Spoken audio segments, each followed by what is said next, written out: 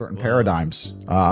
You need to be able to sit and say, yes, I struggle to focus on this one particular video, for example, but as a whole, I can keep my focus within the parameters of work, whether I'm watching this video and talking on Telegram and replying to this email and reading this, just do it all at once. I mean, that's what I do. I've had people come into my office and say, are you on a phone call and playing chess and reading a web page at the same time? I'm like, yes. I'll be reading what I need to read and on the phone and at the same time playing chess.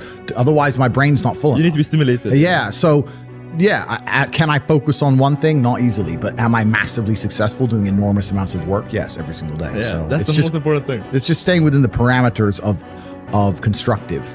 If what you're doing with your energy is constructive and you're within those parameters, then you're going to be massively successful anyway. Yeah. Oh, that's basically true. And about your confidence, is that also from these experiences, or how does one like become this confident?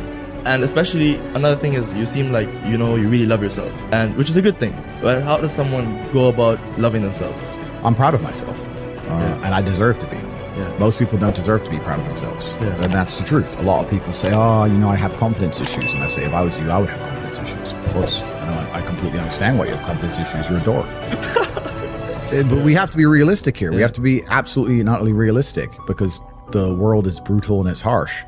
If you're not proud of yourself, you probably don't deserve to be proud of yourself, so you're not going to feel happy. And you just talked about confidence. Confidence comes from competence. The reason I'm confident is because I'm good at everything. Right. I'm good at everything I do.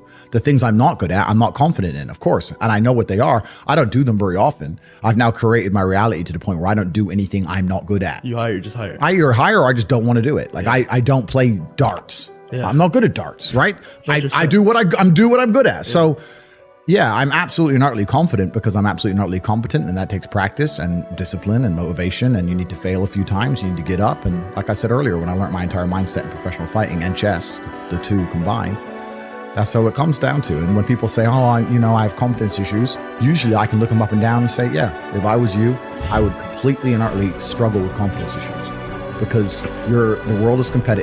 And there's men like me on the planet and friends like mine on the planet, and you're competing against us for money, for girls, for status, for resource, and you're going to be destroyed and decimated the entire time. So of course you have confidence issues when you can be annihilated in real time by the competitor.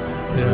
Why wouldn't you have confidence issues? You'd be psychopathic not to. Yeah, that makes sense. So maybe that inconfidence is a good motivation for them to actually. Well, it's supposed to be. Yeah. This is the thing that I don't truly understand. If I'm unhappy with something and I'm uncomfortable with something, I fix it. Yeah. That's endless motivation, which I don't truly believe in as a concept, but that's endless fuel for the fire. Right. If I was unhappy with something about myself, regardless of what it was, I would be able to take all of that discomfort and turn it into endless energy to get the problem fixed. Yeah, exactly. But these people seem to It's okay to be unhappy. Yeah. Well, these people seem to sit and say, I'm really unhappy with X, but then stay doing X. So I don't believe they're truly actually unhappy. What you'll notice if you live life long enough is that somebody will sit and say to you, I'm unhappy being a loser. You say, why are you a loser? I just sit at home and play video games 7 days a week. And you're like, okay. And maybe 3 days of the week, they're unhappy doing that. Yeah. And that's the time they email you, and that's the time they want to make a change. But 4 days of the week, they don't really, it doesn't really bother them. Yeah, it doesn't really bother them. Because if it bothered them 7 days a week, guess what? They would fix it. Correct. Yeah. So I have very little sympathy for people. And that's not because I'm not a nice person, but it's because I've been so hard on myself, and I've been through so many things that were difficult, and I've been through so much pain and trauma myself, some of it self-inflicted, some of it given to me by God to make me a better person.